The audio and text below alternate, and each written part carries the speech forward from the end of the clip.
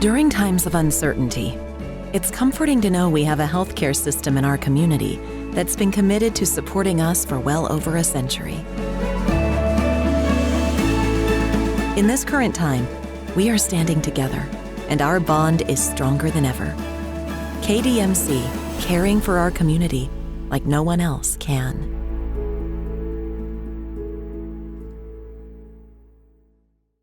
Continue along here post-Christmas with Indiana prep. Like I've said before, excited about this matchup, this bowl game, Tampa. First time in 5 years being in a bowl game for our program, so I'm sure a lot of fans are excited as well. But really excited for our players that they get to go to a bowl game, even though it's abnormal and not like it used to be. We just basically go one day early, but challenge is to play really well and win the game. And that's everyone come back here and go in that indoor and see that banner up there. What do you want that banner to say? When you bring your kids here someday. So this will be challenging. They're very good. There's a reason they're 6-1 and only lost to Ohio State by one score.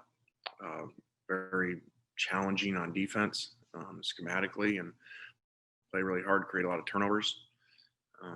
And we're, really, struggling via injuries, opt-outs, COVID, especially offense. So we're kind of running out of players here, but which is not ideal when you're a tempo offense, but is what it is. Eric starts off. Hey, Lane, you touched on this a little bit. What are your COVID numbers after coming back from Christmas, and are you in jeopardy of not playing the game?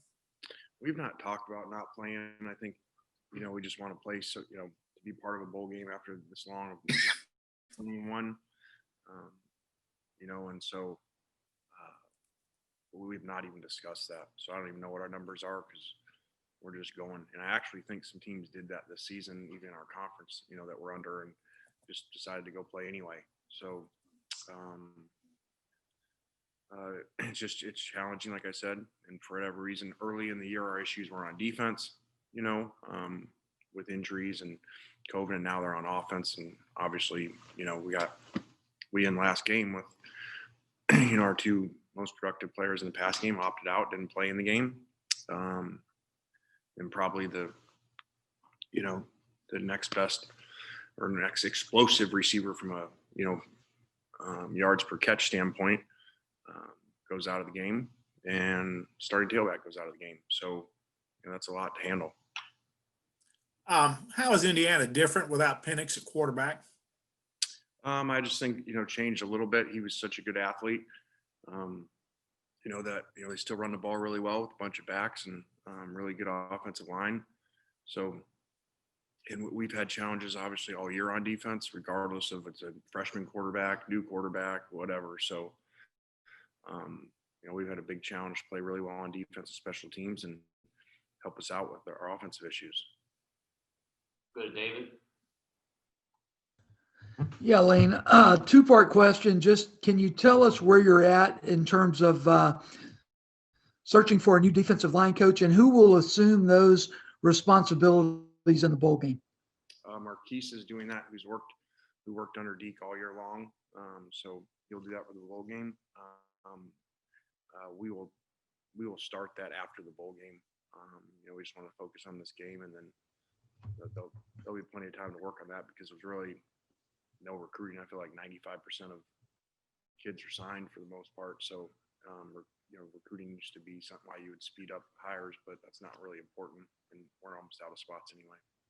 Okay, looking at Indiana, do they resemble anyone that you played in the regular season? If so, who? No, I think defensively, I feel like playing a lot of Ole Miss when we were at Alabama. With some of the scheme, especially in the coverage area.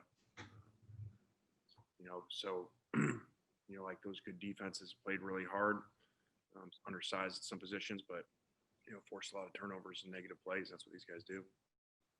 Thank you. Go to John. Lane, you kind of mentioned them defensively there.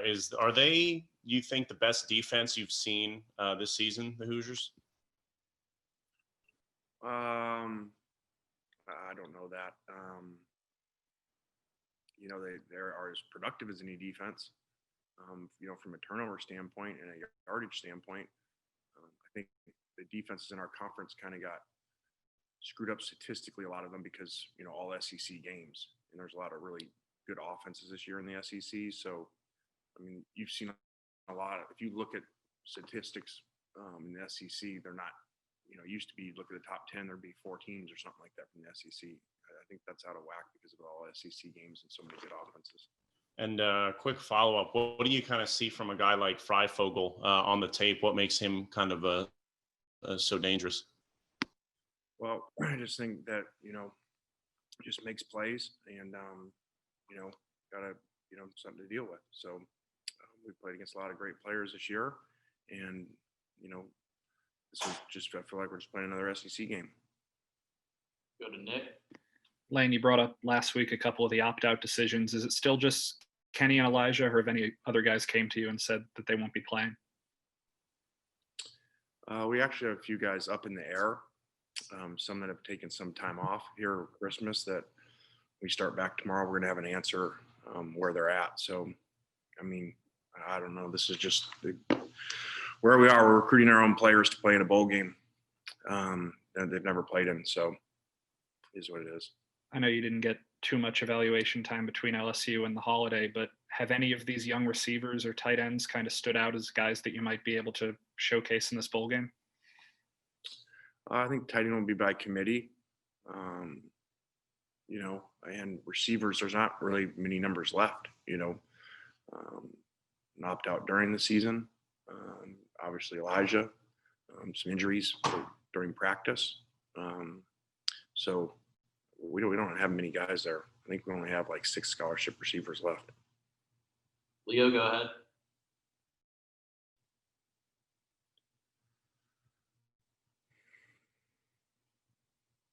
Go ahead, Leo. You're muted if you're trying to talk.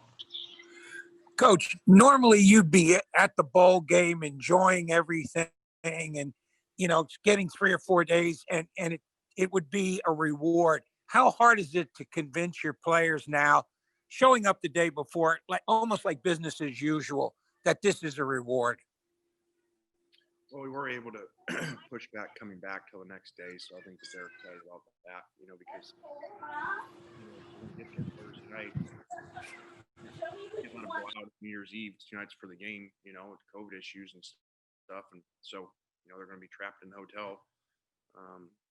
So at least we were able to give them, Saturday we're going to stay down there. So they'll have a chance to get out a little bit after the game. Go to Kevin. Yeah, Coach. Tom Allen, I guess, worked with your brother. I don't know if you've picked your brother's brain at all about that and your thoughts on just overall some of the family ties and what he's been able to accomplish at Indiana. I haven't. Chris was just busy losing to the Jets, so didn't want to bother him. We do, have a lot of background in the scheme, just from going against it, and some of it kind of comes from a Tampa background, for my dad and stuff. So, and my dad here, I think, made it easier not to have to call Chris. And just a quick follow-up, I'm talking to Jason Jones when he was mentioning you at FAU. He talked a lot about the discipline and the organization of your practices, and he mentioned that you working with Coach Saban really influenced you in that regard. I'm just curious about that and just how you reflect on your career and the number of places you've been, how it's impacted your ability to, be at this point and the experiences that you've gained from a number of different coaches. Well, I think Coach David helped tremendous. Going there 3 years with him and learning a completely different system. I've said it before, Pete Carroll and Nick Saban, 2 Hall of Fame coaches that are completely opposite in how they do things. So I just think not many people, maybe me and Sark, maybe the only people ever that's worked with both. And that, so, when you get to do your own thing, you combine both and take some from each. And think that's what Jason's talking about with the practice planning and the structure and the different fields and all the different stuff going on. Comes from time being there. And Jason on the sideline has done a great job. I texted him the other day. I mean, I think that I want to say we led the country in interceptions a year ago with him at FAU coaching DBs, and now they're doing it there. So obviously he does a great job. Go back to Nick. Lane, do you have any favorite family memories of that stadium in Tampa?